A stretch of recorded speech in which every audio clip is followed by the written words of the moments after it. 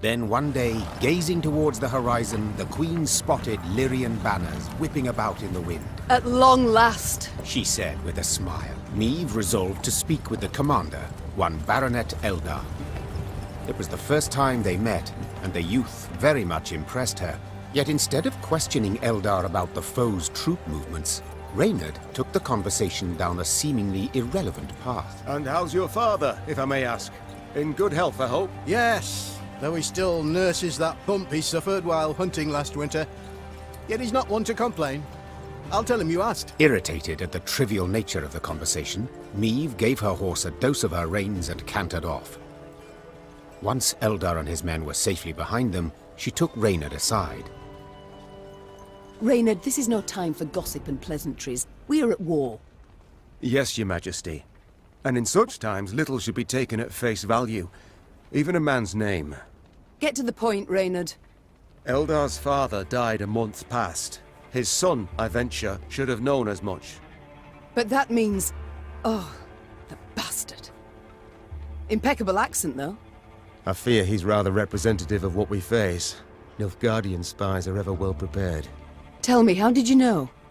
He wears no mourning on his armor. Were it not for that, I dare say I might never have guessed. What are your orders, your grace? To observe these Nilfgaardian mummers? No, leave them be. A small force can't do us harm. While we can't stand to waste even 1 hour, and must reach Dravigrad quickly. As you wish, your grace.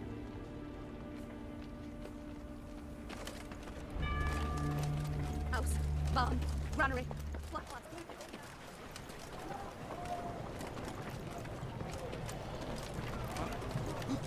Rastberg's gate stood wide open. Niamh cursed under her breath.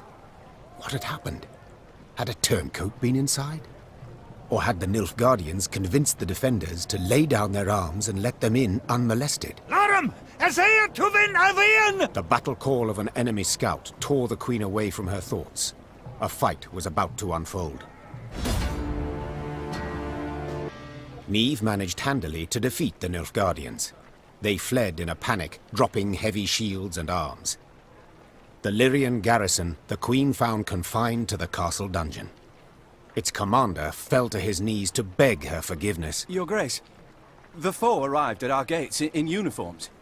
Speaking the common tongue, reading orders issued by you. I opened the gate to them. But how was I to know? Niamh helped the commander rise to his feet and assured him she faulted him not at all.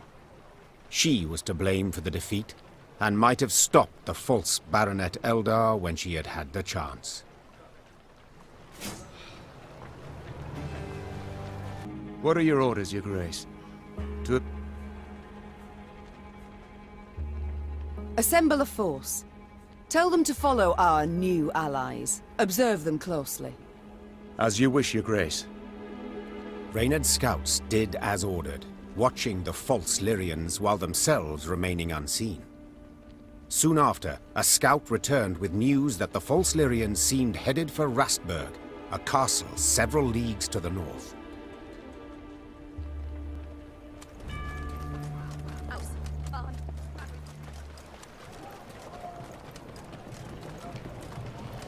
The false Lyrians approached Rastberg Castle. They sought to convince the defenders to open the gate. As their commanders negotiated with the commander on the ramparts, the remaining infiltrators crouched hidden behind a wall, awaiting the signal to rush forth. Time for Baronet Elder to join his falsely claimed father, muttered the Queen. Follow me! The Nilfgaardians found themselves in a clinch. As boiling oil and tar rained down on them from the walls, they attempted to retreat.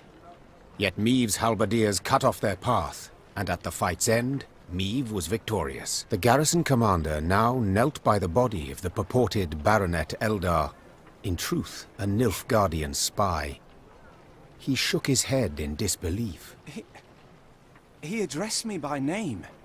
Knew our watchwords. Why, if you hadn't come along, your grace, I fear even to think on it. Let this be a lesson, then. Trust no one, not a living soul. Though victory was theirs, the Lyrians left Rastberg in mightily low spirits. They now knew well that Nilfgaard's spies were no less a threat than its heavy cavalry, than its war machines that spit fire.